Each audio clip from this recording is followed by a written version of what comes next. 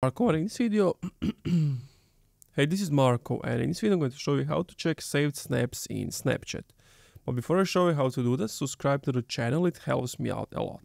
So basically what you want to do is go to your Snapchat, and once you have come to your Snapchat, you want to go to the chats.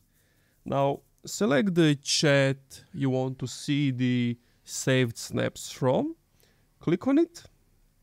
And if you have a chat, you just need to scroll down and you will be able to see them there.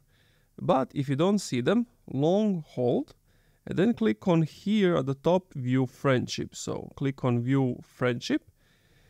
And if you scroll down, you're going to see saved in chat. If I were to click on it, you can see that thing you have basically saved.